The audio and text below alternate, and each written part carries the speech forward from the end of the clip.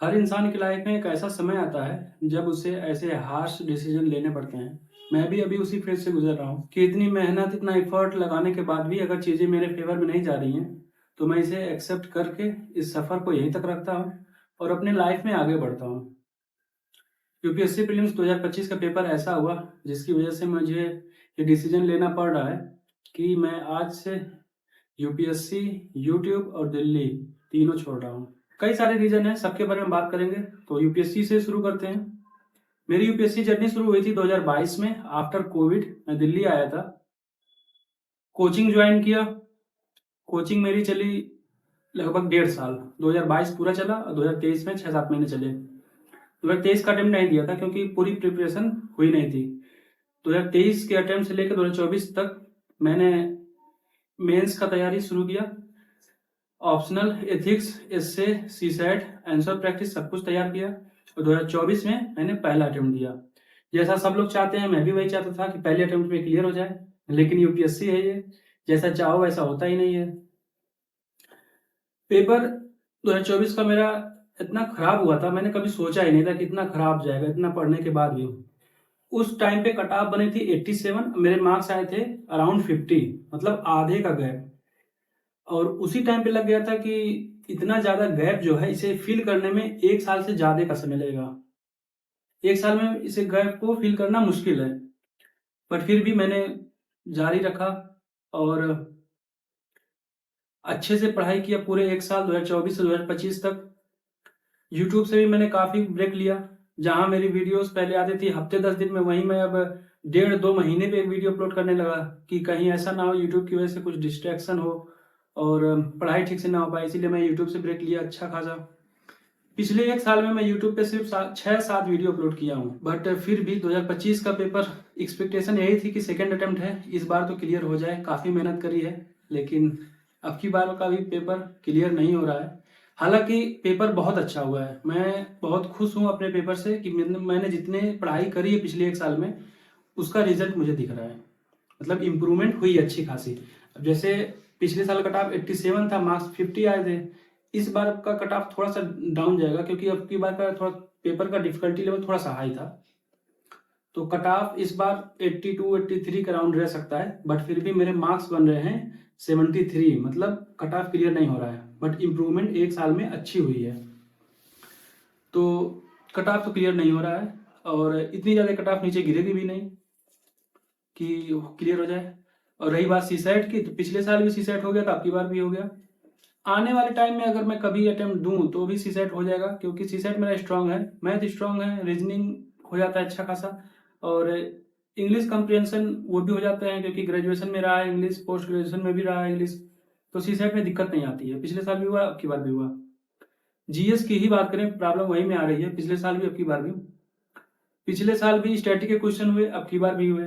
पिछले साल करंट के क्वेश्चन सारे बाउंस हो गए थे, कुछ पकड़ में नहीं आया था, अब की बार पकड़ में आए क्वेश्चन। पिछले साल एलिमिनेशन वाले क्वेश्चन जितने थे मैंने मोस्टली अटेम्प्ट किए थे, सारे गलत हुए थे, अब की बार उसमें भी से भी सही हुई है। मतलब ये है कि 1 साल में इम्प्रूवमेंट अच्छी खासी हुई है। और रही बात इम्प्रूवमेंट की, अभी 2024 का फाइनल रिजल्ट आया है, फर्स्ट रैंक उन्होंने 5 अटेम्प्ट में क्लियर किया फाइनल। पहले 3 अटेम्प्ट में प्रीलिम्स क्लियर नहीं हुआ, तो ऑफकोर्स उन्होंने भी इम्प्रूवमेंट किया होगा। जो लोग भी 3-4-5 अटेम्प्ट में क्लियर करते हैं हर साल कुछ ना कुछ इम्प्रूवमेंट करते हैं, मैं भी कर रहा हूँ, इम्प्रूवमेंट हुआ है। बट ये वर्थ इट नहीं है कि 25-26 साल की एज में यहाँ पे रह के दिल्ली में घर द्वार अपना छोड़ के पढ़ाई करो, खर्चा इतना हो रहा है और रिजल्ट अच्छे नहीं आ रहे हैं, तो ये वर्थ इट नहीं है।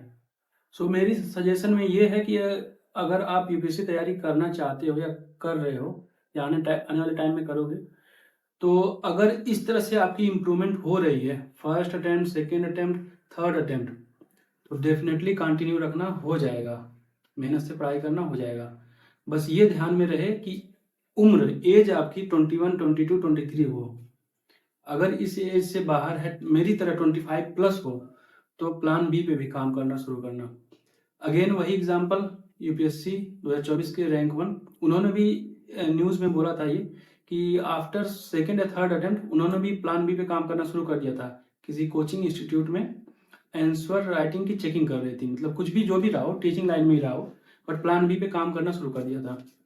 सेम मैं भी वही करने वाला हूँ, प्लान बी पे अब काम करेंगे, उसके बाद डिसाइड करेंगे फिर क्या करना है, बीएससी में अटेम्प्ट देना है या नहीं। और प्लान बी में मेरा गवर्नमेंट जॉब है ही नहीं, पिछले साल भी यही बोला था, आज भी यही बोल रहा हूँ, कोई स्टेट पीसीएस वगैरह कुछ भी नहीं, क्योंकि अपना क्लियर है, एक ही ड्रीम है, पूरा होगा तो वही होगा, नहीं तो फिर कुछ भी नहीं। यही था मेरा यूपीएससी का जर्नी। 3.5 साल में बहुत कुछ सिखाया है यूपीएससी ने, एक अच्छा नागरिक बनाया है। मिला क्या 2 फेलियर का टैग मिला है यहाँ पे जो लग गया है अब, पर ठीक है। सेकंड बात करते हैं यूट्यूब का। तो यूट्यूब की जर्नी मेरी शुरू हुई थी अगस्त 2023 में, अभी 2 साल पूरा नहीं हुआ है, 2 साल पूरा होने से पहले ही इसे भी ख़त्म कर रहा हूँ मैं। मैंने कभी सोचा नहीं था कि यूट्यूब पे मुझे यूट्यूबर बनना है या पैसे कमाने हैं। मैं एज ए स्किल ही सीख रहा था मैं, ताकि मुझे कॉन्फिडेंस आए बोलने में, 4 लोगों के बीच बोलना हो, और अपनी जर्नी को कैप्चर करना, कि अपने मैं 2 साल की यूपीएससी जर्नी को कैप्चर करूँगा, ताकि आने वाले टाइम में देखा जाए कि हाँ मैंने भी पढ़ाई करी थी। और यूट्यूब से भी काफ़ी हेल्प मिला, बहुत सारे प्यारे प्यारे सब्सक्राइबर मिले, जितने सारे प्यारे प्यारे कमेंट करते हैं, और फाइनेंशियली भी बहुत हेल्प हुआ है यूट्यूब से, नो डाउट। बट मेरा मानना ये है कि अगर आप स्टूडेंट लाइफ में पैसे कमाने के पीछे पड़ गए, पैसे का लत लग गया, तो वो आपको कहीं ना कहीं आपके रियल गोल से भटका देता है। इसलिए स्टूडेंट लाइफ में हो, और अगर आप सोच रहे हो कि यूपीएससी के साथ यूट्यूब करने को, तो मत करना। मैं अपने पर्सनल एक्सपीरियंस से बता रहा हूँ, दोनों में नहीं होगा। अगर सफलता पानी है तो किसी एक को छोड़ना पड़ेगा, फिर चाहे यूट्यूब छोड़ के यूपीएससी करो या यूपीएससी छोड़ के यूट्यूब करो, तो ही सफलता मिलेगी। दोनों एक साथ लेकर चलोगे, दोनों में नहीं होगा।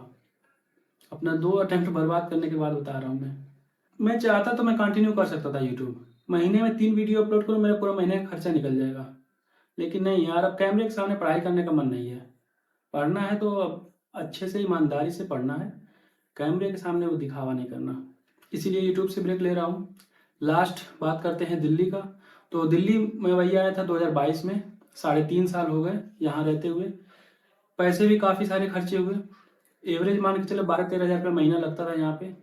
5-5.5 लाख रुपए लगे रहने का, कोचिंग का 1.5 लाख जीएस का लगा था, 30,000 ऑप्शनल, कॉपी किताब 15-20 हज़ार मान लो। अभी प्रीलिम्स रिवीजन प्रोग्राम मैंने ज्वाइन किया था, 12,000 रुपये वो भी लगे। किसी ने कमेंट में पूछा भी था कि रिव्यू करना भैया, तो अभी तो फेल होने के बाद मैं गलत ही बोलूँगा लेकिन ऐसा नहीं है, कोचिंग ठीक है, एवरेज है, ऐसा बहुत अच्छा भी नहीं बहुत ख़राब भी नहीं, ठीक है। यही था मेरा दिल्ली का भी जर्नी। काफ़ी कुछ सीखने को भी मिला है, दिल्ली से भी बहुत कुछ सीखने को मिला है।